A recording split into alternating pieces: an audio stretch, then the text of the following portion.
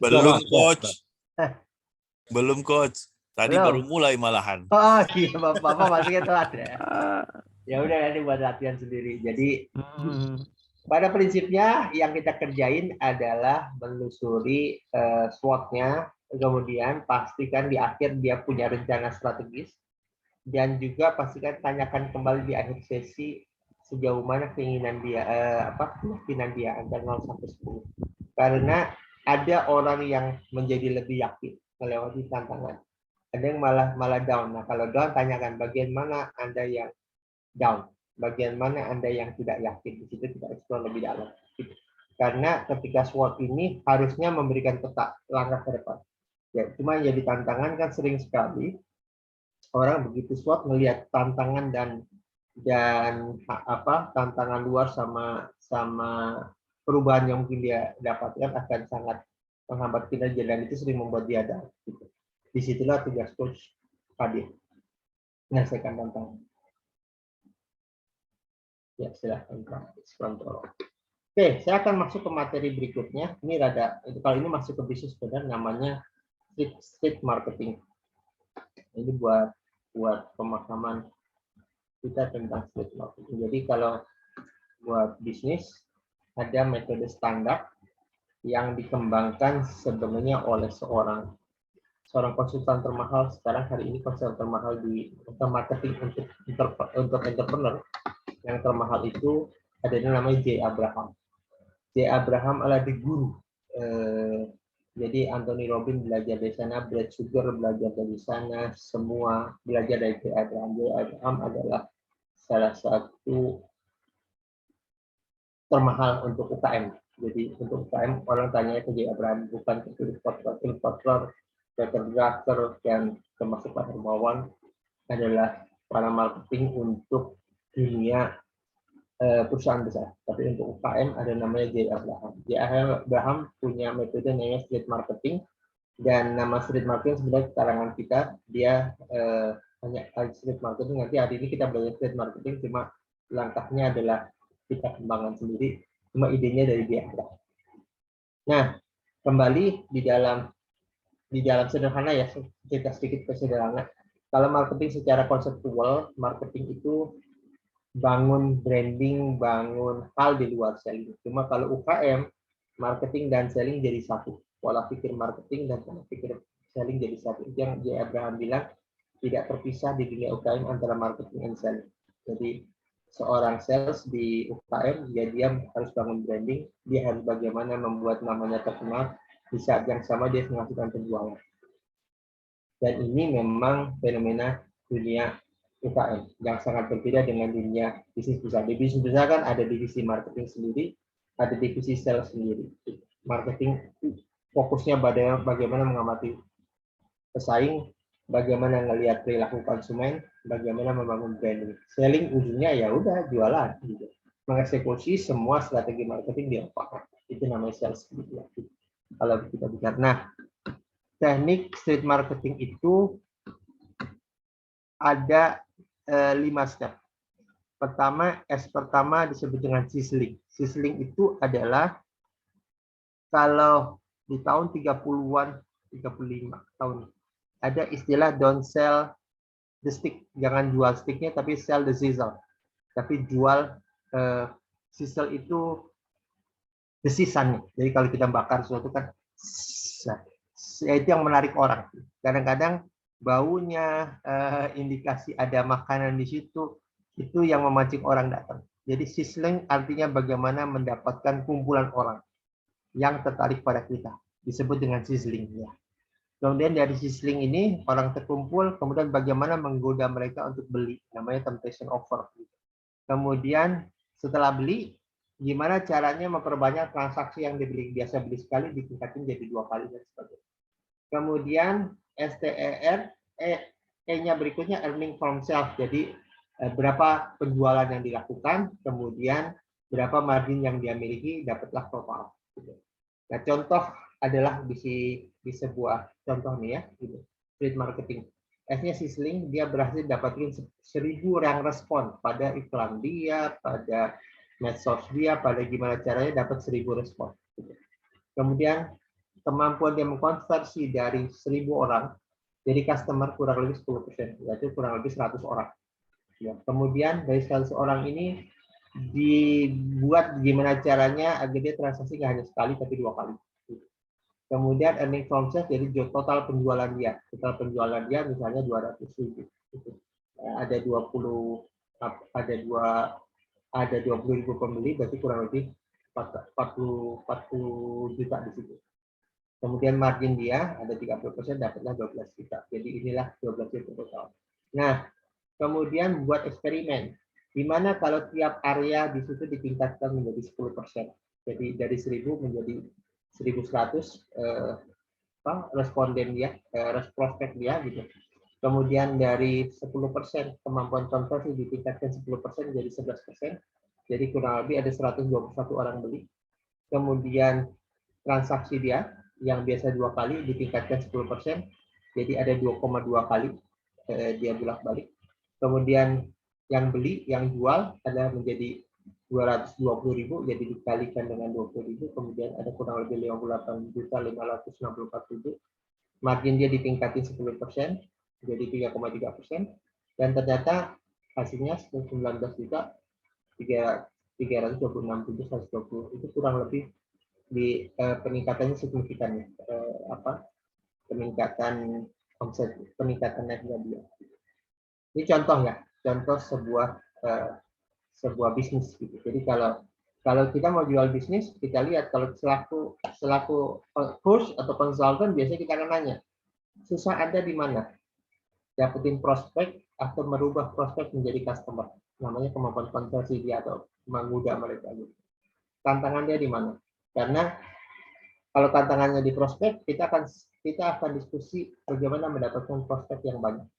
Kalau tantangannya merubah prospek menjadi konsumen, maka kita akan fokus bagaimana merubah konsumen menjadi customer. Tantangan ini apa di repeat buying, di reorder, begitu selesai dia pergi nggak balik lagi gitu customer itu. Atau di margin dia terlalu kecil, misalnya margin dia kecil. Kalau earning from sales kan sebenarnya dia akibatif, jadi nggak bisa ditakati. Nah, yang menarik adalah kalau kita selaku customer, selaku coach, kita mulainya bukan dari atas, tapi kita mulai dari bawah. Kita akan nanya, secara Anda inginnya berapa penghasilan dapat ini? Jadi kalau ini 19 juta ya, misalnya, oh saya ingin punya penghasilan misalnya 100 juta. Oke, penghasilan 100 juta itu netnya dia kan? Nah, berarti dengan 100 juta kita harus tanya, berapa kemampuan orang itu mendapatkan prospek? Kalau dia ingin punya penghasilan 100 juta, dia perlu ngumpulin berapa orang?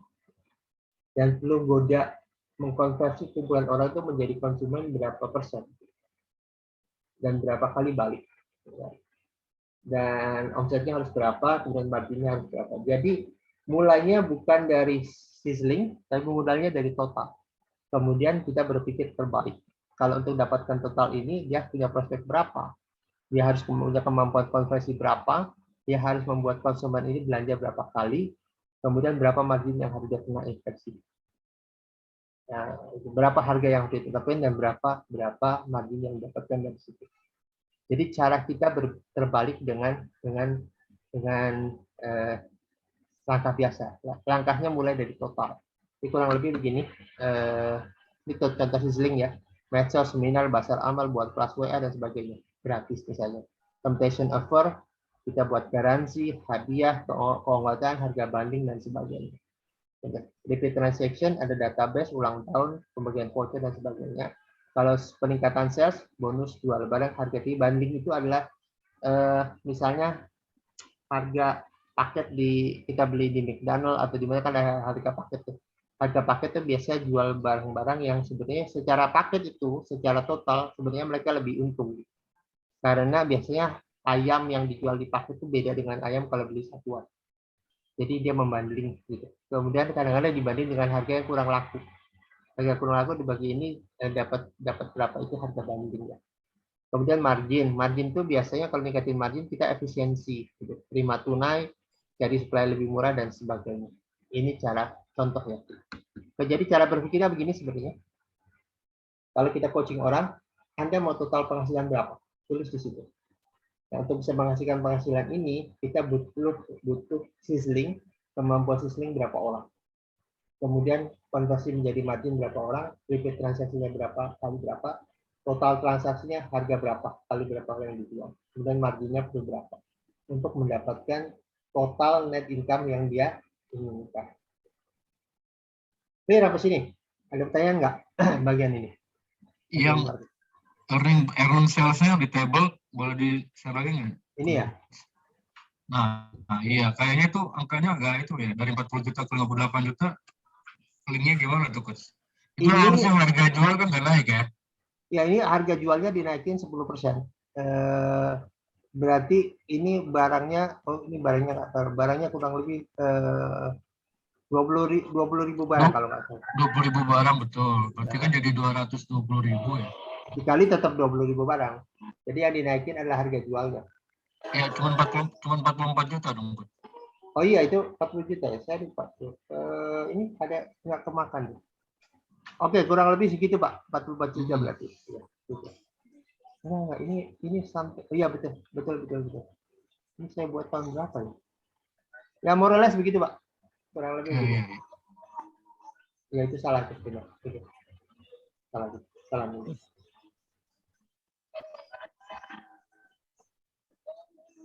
Oke, ada pertanyaan dari sini. Jadi yang mau kita kejar ini sebenarnya gitu. Total penghasilan itu kita berpikirnya dari belakang. Kemudian nanti Pak, maaf. Ya. Yang tadi tabel biru itu ini aktivitasnya ya untuk aktivitas. bisa Contoh aktivitas sizzling. Jadi kita kumpulin orang, itu sizzling itu kumpulin orang, kemudian bagaimana kumpulan orang itu merubah menjadi customer melalui transaction offer. Garansi, hadiah, keanggotaan, harga banding dan sebagainya. Jadi ini langkahnya. Jadi transaction juga begitu. Berarti kalau kita jadi sales, kita mulai dari kolom hitam. Kita mau berapa? Dari sini kemudian kita kalau yang tadi tabel biru kan juga ada spending-nya juga, Pak. Itu ambil dari mana dana? Spending. Dari sini, ini kan masuk ke margin. Jadi kalau spending kan masuk di pengurang margin. Kan dari margin itu kemudian kita, makanya nanti kita akan dihitung tuh. Anda mau margin berapa? Ujung dari tentu berapa? Ini adalah spending masuk promosi kan gitu kan. Kan masuk ke dalam pengurang net income gitu. Jadi habis ini kan misalnya margin dia berapa, kemudian dikurangi dengan income dia kan. Income dia ketemulah net income dia kan gitu. Dan net income itu harus dikejar, berarti saya harus punya total sales lah, total net sales dari kegiatan ini dapat berapa gitu. Jadi komponen biayanya nanti dihitung.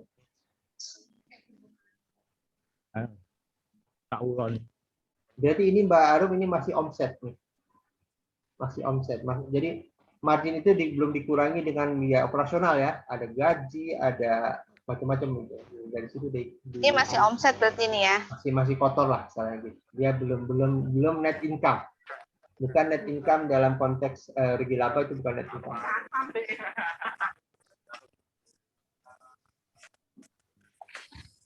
Halo Pak Ari. Ya. Itu yang earning from sales-nya yang 58 juta itu dari 266 piece. Iya. Kan 121 dikali 2,2 tuh. Kalau yang sebelah kiri kan dikali 200 karena 2 kali. commission offer-nya 100 dikali 2. Iya, benar. Saya tadi kalau lupa ini. Iya, betul. Kali 2,2 jadi 266 dikali 220. Nah, betul Bang tadi. Saya kok tadi lupa. Iya, betul. Jadi dari ya, gimana? Ya, kan misalnya kita udah tentu ini kita mau beromset berapa gitu. Nanti baru kita bikin piramid piramid terbalik kan. Boleh nggak? Ya. Kalau ini kan di sini harganya 200 sama kan dari sampai target sasaran. Kalau kita bikinin misalnya kan harga misalnya per waktu 3 bulan segini, terus nanti nextnya 6 bulan naik lagi. Intinya poin endingnya tuh di profit endingnya tuh yang kita inginkan gitu. Itu boleh kan ya Pak ya?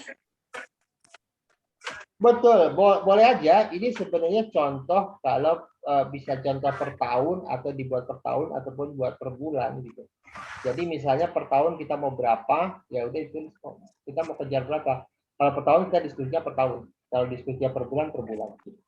Jadi misalnya setahun nih kita mau punya omset berapa. Nah itu dikejar-kejar caranya seperti ini. Net sales-nya berapa. Jadi itu ada 1.100 orang, 1.100 orang yang beli dapat, kemudian kita bisa mengkonversi menjadi 100 orang yang beli. 100 orang yang beli ini, kemudian dia bertransaksi dengan kita menjadi 200 kali transaksi kan? 200 dikali 200.000 sama dengan 40 juta. Yang atas juga begitu. Nah, kemudian ini kita trace berdasarkan penghasilan setahun ataupun per bulan. Kita mau kejar biasanya sih yang bagus setahun biasanya. Nah, jadi stepnya ada. Kalau per bulan, jadi saya sekarang nih gitu, di akhir 2022 kita mau omset berapa. Kemudian berarti kita harus punya kemampuan sizzling berapa kali, kemampuan mengubah dari sizzling menjadi temptation offer berapa kali dan sebagainya. Itu maksudnya begitu sebenarnya, berpikirnya begitu.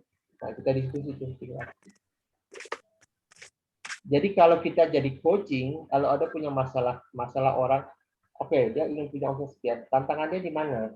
Di sizzlingnya atau di temptation offer-nya? Gitu. Itu tantangannya di mana? Kita diskusi sebenarnya. Gitu. Jadi coaching kita nanti akan lebih mengarah pada kemampuan mengumpulkan respon kalau masalahnya di situ. Kalau masalahnya di kemampuan konversi, maka kita akan diskusi di situ. Karena bisa saja kemampuan ngumpulin orangnya standar, tapi kemampuan konversi offernya besar, maka dia akan fokus ke sana. Betul. Terima kasih. Iya. Jadi Pak Ari, kita beri tugas ke coach itu gimana caranya, kalau misalnya case yang ini ya naik 10%, gimana caranya ngumpulin lead atau respon sizzlingnya ini jadi 110? Ya, itu di breakdown mereka action-nya apa, temptation offer-nya seperti apa supaya naik jadi 11% gitu ya? Iya, betul. Masing-masing per elemen ini ya, komponen. Ya. Jadi komponen ini didiskusikan per sesi ya. Gitu. Sebelumnya biasanya kita tanya, berapa kemampuan dia ngumpulin oleh sizzling strateginya gimana? Gitu. Ternyata dia kalau sizzling strateginya bagus, kita nggak usah diskusi itu. Ini diskusi kemampuan konversi kita. Konversi kemampuan konversi kita yang sering sekali ada tantangan gitu. Nah, kita diskusinya di mana? Karena tantangan orang itu kadang-kadang, oh Pak, saya turun gitu, penghasilan saya turun. Iya, cuma gimana caranya? Kemudian kita sibuk kita membuat strategi mengumpulin orang, padahal ngumpulin orangnya udah bagus gitu. Justru masalahnya di kemampuan mengkonversi kumpulan orang itu. Nah, kita jadi diskusinya ke sana. Jangan sampai kita nanti mendiskusikan sesuatu yang sebenarnya dia udah bagus. Justru kita diskusi kemampuan konversinya gimana. Ini orang udah banyak nih. Atau justru sebaliknya, kemampuan konversi dia bagus, tapi kemampuan ngumpulin orangnya jelek. Jadi kita harus hitung berapa kemampuan konversi dia. Atau semua bagus, ternyata repeat transaction-nya jelek. Nggak pernah ada strategi untuk membuat orang balik dan sebagainya. Itu juga kita pikirin. Itu maksudnya gitu ya. Jadi untuk ngeceknya kurangnya tuh di sizzlingnya atau temptation offer-nya itu dari mana? Nah, kita pastikan dia punya data. Oke. Anda setahun ini ngumpulin orang bisa yang respon itu berapa orang, ya sumbernya dari mana dan sebagainya, kita punya data. Dan ini kalau dia nggak punya data, maka mulailah bangun data. Gitu, ajak dia ngumpulin data gitu.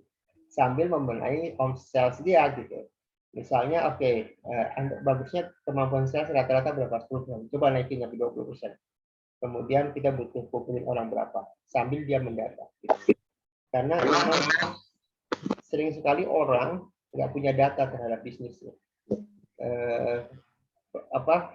strategi ngumpulin orangnya atau leads-nya berapa orang, istilahnya leads ya gitu. Leads-nya berapa orang, ternyata leads-nya kurang gitu tiap hari. Nah itu jadi tantangan juga gitu. Dan kita juga harus paham, makanya database itu menjadi kunci dari sebuah bisnis. Dan ini juga evaluasi ke saya juga karena database kita nggak benar gitu. Jadi Kita wajib ini ya Pak Ari, berarti memahami bisnis prosesnya mereka dong ya? Ya, bisnis proses itu artinya ya kita artinya dia ngapain lah. Bisnis model, bisnis proses itu bahasa fancy ya. Sebenarnya adalah uang dibuat cara apa agar kembali menjadi uang yang lebih banyak lagi. Jadi nggak kayak gini, repeat transaksi kan kalau misalnya ada bisnis prosesnya itu dia nggak pakai transaksi yang repeat, memang harus nyari yang baru karena customer yang lama tuh dia membership gitu. Nah, itu kan nggak masuk komponen ini kan? Kalau itu artinya fleksibel ya. Ini itu tergantung bisnis prosesnya si Koci ya. Ya, repeat transaksi bisa saja cross selling. Oh, cross sellingnya. Produk lainnya bisa ya. Produk lain, or dia bawa kakaknya, bawa adiknya, bawa apa itu juga bisa dihitung sebagai repeat transaksi gitu. Itu bagian dari cara kita meningkatkan sales, meningkatkan jumlah transaksi juga. Pak Ari, ya. Ini kalau memang orangnya adalah memang di marketing atau memang dia sebagai owner, kalau misalnya dia ternyata pegawai HR lah misalnya, atau dari orang operation, atau dari orang accounting, atau dari orang finance, ini berarti nggak pakai yang ini atau gimana ya? Nggak usah. Nggak. Ini kan memang buat UMKM ya. Ini buat pebisnis. Kalau dia maka tinggal kita bicara goals-nya apa gitu. Lead marketing digunakan kalau client kita adalah dia ingin ningkatin omset. Itu sih dipakai Pak. Kalau dia karyawan ningkatin pendapatan, maka kita akan diskusi gitu. Sumber dananya dari mana aja gitu. Cukup analisa SWOT Pak untuk kerjaan itu. Ini sebenarnya langkah untuk nanti di ujung kegiatan dari sesi ini adalah menghasilkan action plan. Jadi dari sini plus dengan kegiatan lain akan dikumpulkan menjadi sebuah action plan. Area ini lebih untuk ke bisnis ya, termasuk juga kalau kita pengusaha MLM ini bisa kita pakai sebenarnya. Walaupun kembali ke Mas Abi bilang tergantung bisnis prosesnya yang dilakukan. Tapi kita pebisnis MLM, pebisnis pengusaha ini jadi format berpikir kita.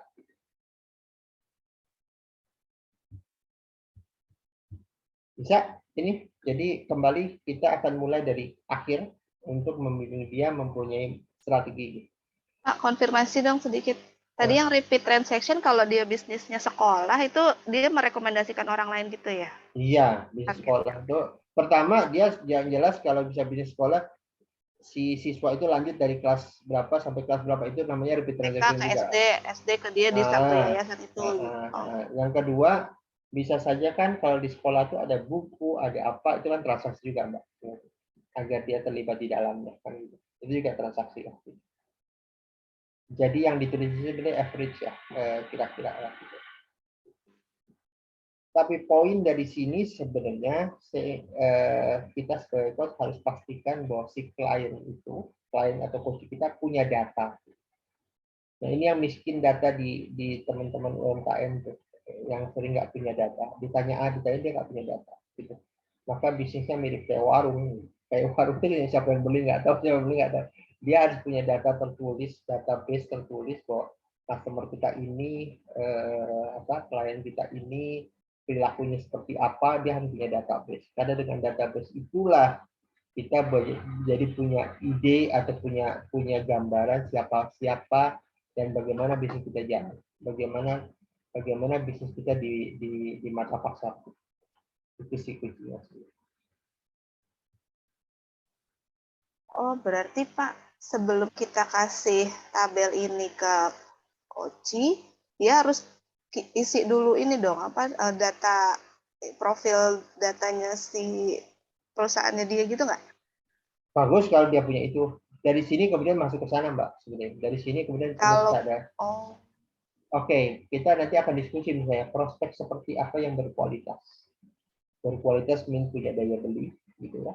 Yang kedua memang sesuai dengan produk kita, gitu. Kan ada kalanya orang beli untuk siapanya dia nggak punya kemampuan memilih gitu. Atau dia beli karena lain hal, bukan karena transaksi, itu juga lain masalah gitu. Yang kedua, nah ini saya kemarin diskusi dengan beberapa teman-teman milenial. Saya tanya, Kak, saya mau tahu perusahaan unicorn karena mereka tanya wawasannya bagus unicorn. Ternyata perusahaan unicorn itu kebanyakan kinerjanya bagus, nilai keuangan bagus, kapitalisasi dia terlihat besar. Kebanyakan bukan karena kinerja, karena suntikan dana. Dengerin loh sebenarnya. Jadi apa artinya? Dia belum teruji secara kinerja. Nah, mungkin orang bisa cerita, iya, tapi kan orang mau dana kan karena kinerjanya bagus, enggak juga. Karena berapa orang naruh dana sebab itu lihat prospek dan lihat kepentingan dia, kepentingan jaringan pasar dan sebagainya. Belum tentu karena kinerjanya bagus. Ini saya lagi nyorotin beberapa perusahaan unicorn. Karena beberapa unicorn tahun 2020 banyak PHK orang. Saya kira kok bisa PHK orang sebenarnya dia unicorn. Ternyata biarpun dia unicorn, bisnisnya nggak sehat. Bisnisnya banyak rugi. Gitu. Kemarin saya cerita anak milenial yang tugasnya ngaudit gitu. Perusahaan beberapa unicorn, dia cerita saya enggak, perusahaannya banyak rugi juga. Dia unicorn karena ada orang suntik dana. Gitu. Suntik dana, tapi ternyata secara finansial gitu, kita lihat Bukalapak kan, bagus ya, kemudian terjun ke bawah gitu. Menarik sebenarnya gara-gara kemarin Grab ke Nasdaq ya, daftar di sini Nasdaq ya, menarik nih. Cuma apakah dia karena itu saya belum tahu. Tapi biasanya kalau masuk bursa bagus. Cuma memang unicorn ini tantangannya adalah financially kinerja dia tidak sehebat seperti yang kita kira. Gitu. Itu tantangannya gitu. Mas saya ingin saya cerita bisa jadi mereka tidak punya data yang cukup, padahal mereka sebenarnya orang digital. Jadi penetrasi pasarnya nggak bagus gitu. Nah ini sekitar ini aja informasi saya gara-gara kemarin cerita tentang kinerja perusahaan unicorn. Dan dengan kata lain kalau kita punya klien, makanya tadi saya bilang kita butuh trust, butuh apa? Karena dia nanti akan berbagi informasi termasuk berbagi rahasia. Justru itulah kemarin kita nggak tahu karena kelihatan besar begitu ketemu sebenarnya nggak sebesar yang kita kira secara kinerja nggak seperti yang kita kira gitu bahkan belum tentu sehat dan sebagainya gitu. Ini karena kemarin saya cerita ada beberapa milenial cerita kok perusahaan besar pada kolab bukan kolab karena karyawan ada yang besar-besaran malah gitu dan ngeri kan menurut saya gitu. Nah itu menarik menurut saya gitu. Jadi kalau kita terima klien jangan punya asumsi bahwa dia luar biasa nggak juga. Kita harus lihat apakah kinerja dalam uangnya bagus atau tidak. Apakah bisnisnya dia besar karena hutang? Karena ada bisnis besar gitu. Karena didanai oleh hutang. Gitu. Bukan karena kinerjanya bagus. Kita boleh tahu. Makanya kita perlu bangun trust di situ. Karena dia akan berbagi cerita. Gitu. Jadi itu kunci ya sebenarnya. Teman-teman juga nanti kalau jadi coach gitu juga sebenarnya harus jaga itu rahasia dan jaga etika ya. Bisa saja kita nanti ditawari pesaing dari bisnis klien kita itu juga tantangan juga bagi kita gitu. Jadi mirip lawyer juga gitu. Kita perlu jaga kinerja kita. Dan pastikan klien bisa bayar ya, coach. Iya, gitu. Klien bisa kalau nggak masalahnya kitanya malas gitu. Karena misalnya dia, saya lagi jatuh nih Pak, lagi bisnisnya lagi, kita mau curiga nih, bisa bayar enggak? Biasa bayar di depan apa? Bayar di depan Pak. Oh, bayar di bayar depan ya, alhamdulillah kalau bayar di depan. Aman Pak Rifai, aman. Aman ya. Jadi misalnya Pak Rifai kontrak misalnya 6 bulan, ditentuin angkanya berapa. Nah, Pak Rifai biasanya buat ini, oke, kalau dia bayar tunai dapat diskon sekian, gitu. Kalau dia bayar 50%, diskonnya sekian. Kalau jadi nggak ada bayarnya bulanan nggak ada. Jadi bayarnya per 3 bulan or per 6 bulan. Tapi kalau customer-nya saya bayarnya setelah selesai ya, itu susah juga itu. Ada nggak coach kayak gitu? Untuk yang nggak ngerti apa coaching iya, tapi kalau untuk ngerti coaching enggak, karena dia membayar layanan sesi bukan success fee gitu. Maka orang tuh harus ngerti.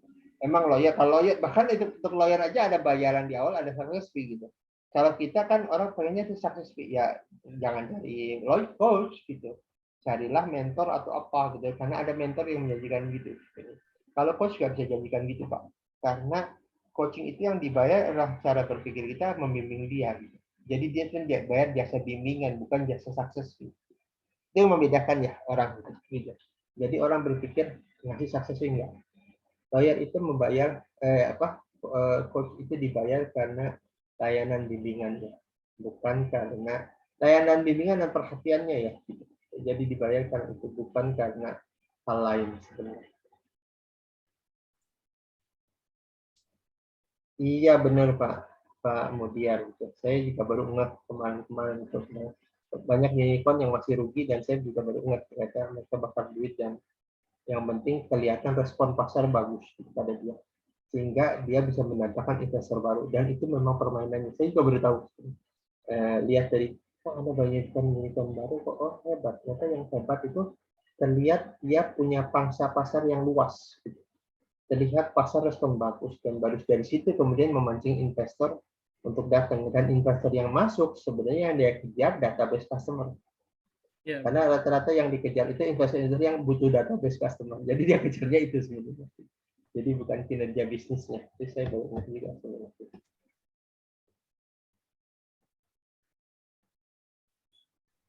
Investor startup itu ya memang mau beli database-nya gitu ya Pak? Iya, jadi yang dikejar sebenarnya bukan kinerja perusahaan gitu. Jadi kebanyakan, bukan semua ya. Kebanyakan bukan kinerja perusahaan, tapi database customer yang ngerespon gitu. Dari situlah kemudian dikonversi kemana-mana gitu. Yeah. Datanya mau dibuat apa terserah gitu kan. Dan ini saya lihat ternyata polanya sama gitu. Oh iya, ternyata mereka tuh ngumpulin database. Transaksi lah, apalah gitu. Bahkan ada yang harus pakai foto ya. Kalau kita mau transaksi gitu, itu yang sering orang-orang malah sekarang ditolak gitu kan, karena peraturan sebagainya. Jadi ya karena banyak salah gunanya. Itu menarik seperti saya. Ini tren baru di dalam bisnis yang kembali, artinya gini loh. Nanti kalau suatu kita punya klien unicorn ya gitu, kita perlu tanya goals kita apa gitu. Karena jangan sampai kita berpretensi bahwa dia ingin ningkatin sales, omset dan sebagainya. Belum tentu itu juga kalau saya percaya. Dia hanya ingin dapetin kinerja ataupun citra bagus, bahwa dia punya banyak customer gitu. Dari situ kemudian mengkonversi hadirnya suntikan dana baru. Itu yang mungkin terjadi Pak. Yang mungkin kita kalau dapetin klien perusahaan unicorn, kemungkinan itu perusahaan ini. Jadi bukan lagi tentang kinerja gitu. Saya sih melihat waktu kemarin Bukalapak dia sahamnya kok, saya berpikir dia akan bagus gitu, karena begitu dia kok termasuk yang nggak bagus kinerjanya sahamnya, itu menarik sebenarnya. Iya benar Pak Fahmi, jadi dia ngegait customer seperti kegiatan kayak GoFood dan sebagainya ya. Ya begitulah. Saya nggak bicara salah benar. Saya lagi bicara tentang fenomena yang terjadi.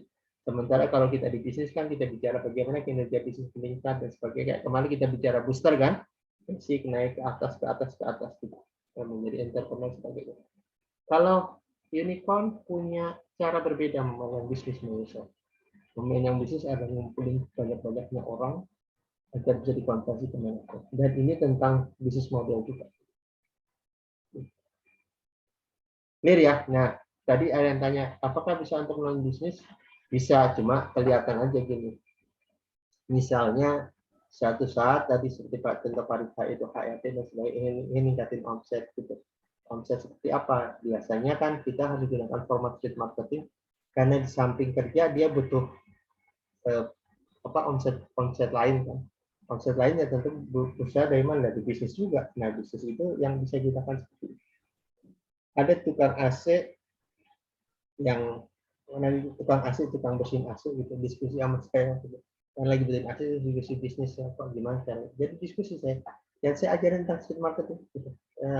Ngumpulin orang, database dan sebagainya. Karena tukang bersihin AC itu nggak punya data itu. Ya. Justru sebenarnya dia dibantu oleh kayak Gojek dan sebagainya, nggak bantu dia punya database. Dan itu beruntung dia gabung di situ. Sengaja dia gabung di situ karena kelihatan dia bisa lihat kinerja bisnisnya dia dipanggil dan sebagainya. Jadi ini sebenarnya misi dari kita juga, ajarin para rekan-rekan UMKM ini punya database.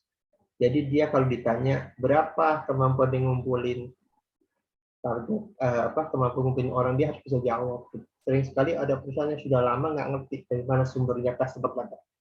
Karena dengan cara ini kembali akan mundur, akan menuju yang tadi Mbak Arum bilang, dari sini kita ketahuan sebenarnya customer kita tuh siapa aja. Misalnya kita mengkhususkan customer kita A, B, C, D. Kedua begitu faktanya ada yang beli bukan A, B, C, D, dari golongan yang berbeda, dari segmen yang berbeda. Maka kita bisa mengarahkan perubahan segmennya ke sana. Jadi database itu harusnya itu punya klasifikasi segmentasi, misalnya either karena penghasilan, gaya hidup, tinggal di mana, kota mana, dan sebagainya.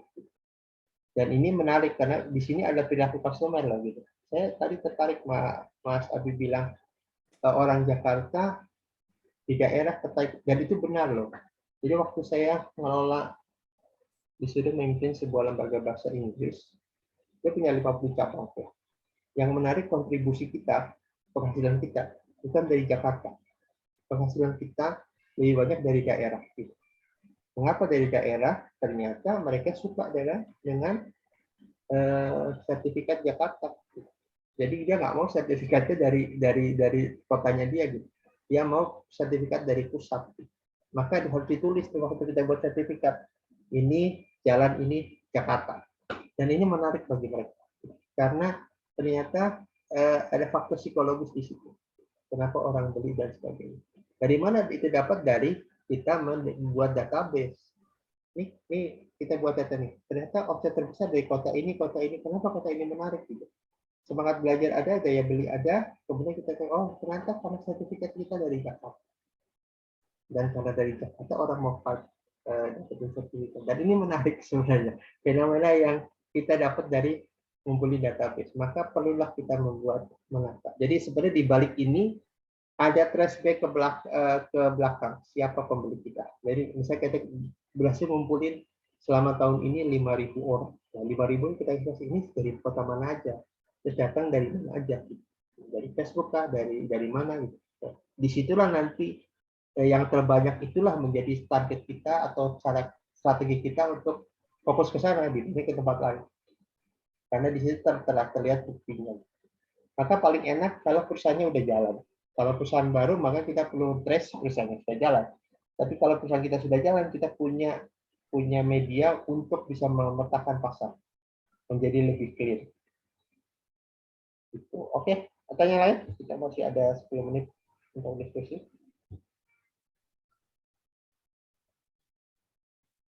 Jadi Bapak Ibu pahami, orang datang ke kita, langkah pertama buat welcome, ini kalau UKM ya, buat welcome, buat analisa SWOT, kemudian kita petakan, karena kembali UMKM mostly kebanyakan masalahnya di marketing, maka kembali kita berbagi.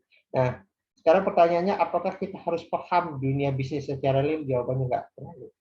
Cukup memahami area-area penting saja, kemudian kita tanya. Karena saya pernah punya kawan coach, gitu. Dia berani membimbing pebisnis, karena pertanyaannya standar. Jadi ada dokter, buka praktek, dokter baru start, dia sudah lama kerja di rumah sakit, kemudian keluar, dia mau, karena sudah merasa tua, dia mau praktek sendiri di rumah. Dokter gigi ya. Kemudian dia hire coach. Nah ini pertanyaan dia sederhana, diskusi sama saya sebentar, sederhana aja, tanyakan, bagaimana orang bisa tahu Bapak buka praktek? Nah itu sederhana kan, bagaimana orang tahu Bapak? Oh, dari media apa yang Bapak gunakan? Kemudian bagaimana caranya Bapak memasarkan lewat media tersebut? Dan hal apa yang bisa membuat orang itu mau balik lagi ke Bapak selaku dokter? Nah, ini juga sebenarnya kemarin saya baru sempat diundang sebuah fakultas farmasi. Mereka biasanya awal-awal mereka cerita, ya kamu kan bukan pemasar, kami itu farmakolog gitu. Jadi kita lupa bahwa farmakolog pun sebenarnya butuh jualan jasanya dia. Siapapun kita ya butuh jualan jasanya dia. Dan ketika membutuhkan orang datang ke kita, dia butuh strategi marketing. Dia butuh butuh strategi untuk memastikan orang datang ke kita dan puas sehingga mau balik lagi kan gitu. Karena yang paling penting bisnis itu adalah sustainable income, ada bisnis yang datang. Siapapun kita sebenarnya tidak lepas dari dunia sales atau marketing, apapun profesinya. Jadi dulu teman-teman dokter farmakon itu rada anti kalau bicara marketing. Kesannya dia menjual jasanya, padahal faktanya memang dia menjual jasanya. Termasuk trainer, termasuk kita coach. Kita coach ya wajib mengundang orang untuk datang. Jadi saya paling sekali ditanya gini, Mas Ari kan trainer nih. Nah, jadi pengalaman bisnisnya apa? Loh, membuka lembaga bisnis trainer itu harus menjalankan proses bisnis. Gitu. Kalau nggak bingung orang. Jadi orang berpikir menjadi coach, menjadi trainer, menjadi fasilitator itu nggak melakukan bisnis. Gitu. Yang dia lupa bahwa untuk bisa mendatangkan orang ke tempat training kita, untuk bisa mendatangkan orang mau ke dalam layanan kita butuh kegiatan marketing. Nggak hanya asal kita buka kemudian orang ujuk-ujuk datang. Kita ada pesaing, ada apapun, disitulah kita punya kemampuan memahami dunia, membuat orang mau tertarik datang kepada kita. Bahkan Rasulullah pun melakukan kegiatan penjualan, membuat namanya direct sales, yaitu membuat surat-surat pada raja-raja, kemudian melakukan proses negosiasi, menawarkan semua rasul menawarkan. Gak ada rasulnya semua kan namanya dakwah itu adalah menyebarkan. Dengan menyebarkan kita akan bertemu pesaing di situ. Gitu. Karena bertemu pesaing kita akan berbicara tentang strategi pesaing. Gitu. Karena kita seperti ingin menawarkan sesuatu, ngajak orang masuk ke dalam apapun yang kita inginkan, kita butuh strategi pesaing. Disitulah kemudian kita harus memahami bahwa dunia bisnis itu sama dunia kehidupan itu hampir sama. Pak Ari. Ya. Jadi yang mungkin ini saya kurang luas kali ya gitu. Maksudnya mainnya kurang jauh juga mungkin. Yang saya lihat itu orang akan trust ke satu profesi tertentu, misalkan coach lah ya. Dia akan lihat sertifikasinya dari mana dan juga dia mumpuni nggak di bidang itu gitu. Kayak misalkan itu tadi bisnis coach gitu. Dia udah pernah pengalaman menjalani bisnis nggak, atau slimming coach gitu. Dia pernah mengalami pengalaman dia dari gemuk terus jadi kurus nggak, atau atlet gitu misalkan dia sebelumnya pernah jadi atlet nggak gitu untuk bisa jadi coach ini gitu Pak. Nah itu jadi sebenarnya ada banyak jalan ke sana. Pelatih bola ada yang cuma lulusan kasarnya ikip lah, main bola nggak pernah, jadi pemain bola nggak pernah, bahkan tapi jadi luar biasa gitu. Ada banyak pelatih bola yang sebenarnya bukan pemain bola gitu, dan menjadi luar biasa. Nah, pertanyaan lewat jalur mana dia punya? Artinya saya pikir gini, jalur itu ada satu strategi tadi Mbak Lu bilang, dia menjual pengalaman. Ada juga yang menjual keahliannya, keahlian melatih. Jadi kan belum tentu pemain bagus itu adalah pelatih yang bagus, belum tentu. Belum tentu orang itu bagus. Jadi kita harus jual itu. Jadi ketika kita membangun pasar tuh, citra apa yang mau dibangun itu yang paling penting. Citra apa yang bisa dibangun. Ya kayak kita bicara siapa? Meridiana misalnya. Jadi ini asuransi gitu. Meridiana sebenarnya bukan hebat-hebat banget. Prestasi dia banyak yang bisa nyanyi. Round table dia kan cuma 1 kali kalau nggak salah. Gitu. Di Indonesia ada yang 7 kali round table. Kalau di asuransi ada round table. Tapi yang dia hebat kan dia bisa menjualnya. Gitu. Dia bisa menjual keahlian, membangun citranya sebagai motivator dan sebagainya. Sebagai orang yang bisa fight di Singapura gitu. Di antara sekian banyak tantangan dia bisa fight. Itu yang dia jual. Dia nggak jual tentang prestasi asuransinya. Kalau prestasi asuransinya dia akan salah masuk. Salah masuk karena ada banyak yang lebih ahli. Jadi ini ibarat kopi cola. Kopi itu kenapa dia menyatakan permen gantinya kopi. Kalau dia bilang permen rasa kopi, dia habis. Karena di situ ada banyak permen rasa kopi di situ. Jadi dia membuat citra baru, itu yang sudah dengan positioning. Dia membuat citra seakan-akan dia masuk ke medan yang dia pilih. Jangan masuk ke medan yang sudah jenuh. Kalau masuk ke medan yang sudah jenuh, habis kita. Karena ada banyak pemain besar di situ. Jadi kita harus bermain di mana. Kayak sama seperti halnya penceramah. Kalau saya lihat penceramah agama sekarang udah banyak. Tapi dulu ya ada coaching ada atau ada Agim tuh. Agim tuh muncul dengan santai, segar di antara sekian banyak penceramah. Sekarang mau dengar dia. Kemudian masuk sekarang tuh di dunia sudah banyak. Kita punya segmen yang beda-beda. Kenapa orang suka Adi Hidayat tuh? Kenapa nggak sukanya dengan Hanan Altagi dan sebagainya? Karena mereka punya ciri khas. Jadi pintu masuk untuk menjadi citra yang besar itu harusnya dipilih. Kita memilih medan yang medan yang kita kuasai. Medan di mana belum ada red ocean, ada blue ocean. Red ocean itu ketika medan sudah berdarah-darah, semua orang bisa masuk situ. Kalau kita masuk di situ ya kita bagian dari permainan berdarah. Kita punya blue ocean. Blue ocean itu permainan yang berbeda. Gitu. Nah, coba pahami kalau kita milih satu segmen, pahami kalau kita berhasil akan ada pemain baru yang akan menggerogoti langkah kita. Disitulah inovasi perlu kita lakuin. Keep going, keep running, itulah kunci ya gitu. Gojek kan dulu baru ya. Begitu ada Gojek langsung muncul Grab, langsung muncul macam-macam. Ya, akan selalu hadir orang yang gitu. Nah, sama. Pak, untuk milih segmentasi niche kan ya berarti ya, itu berdasarkan peluang, opportunity atau passion? Ya, ini kombinasi both, kombinasi keduanya. First passion, kemudian pilih segmen. Nah, ini kembali ke bicara marketing teman-teman Yesus. Marketing yang hebat itu, nah ini definisinya Pak Hermawan Kartajaya suka definisinya itu. Citra atau positioning means ada view your market creatively. Artinya disitulah kita lihat.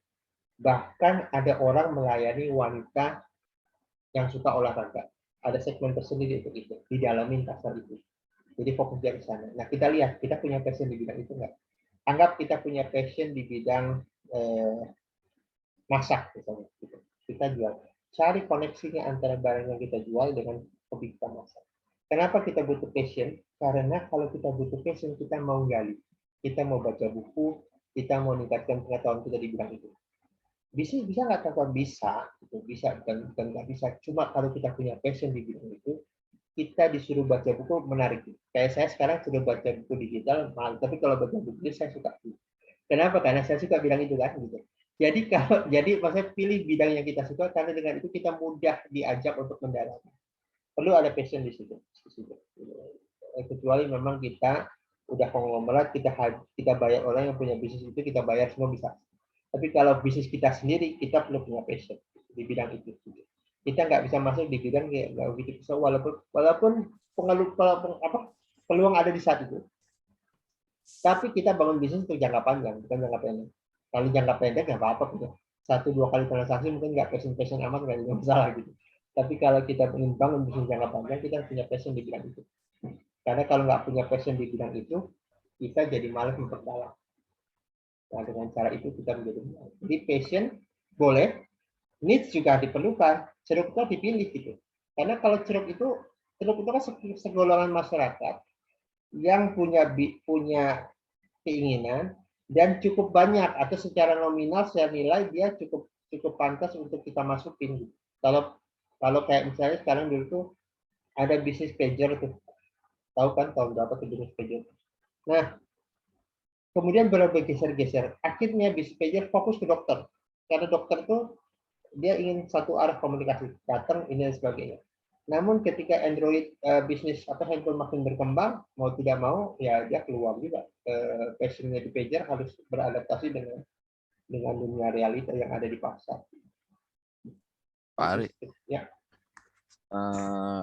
Tadi kan bicara street marketing adalah yang memang mungkin tahapannya masih yang kemarin itu ya, kaitannya dengan yang kemarin. Iya. Kalau misalnya klien kita itu sudah relax ya, dia seorang investor, berarti bukan lagi bicara dengan street marketing ya, mungkin lebih ke arah bagaimana portofolio investasi yang kita sarankan. Jadi bisa beli saham, bisa beli sukuk dan lain-lain gitu, atau beli perusahaan gitu ya.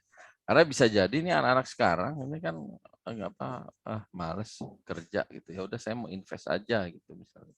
Ada dana yang dia yang dia punya, saya nggak mau 9 to 5, saya maunya invest gitu.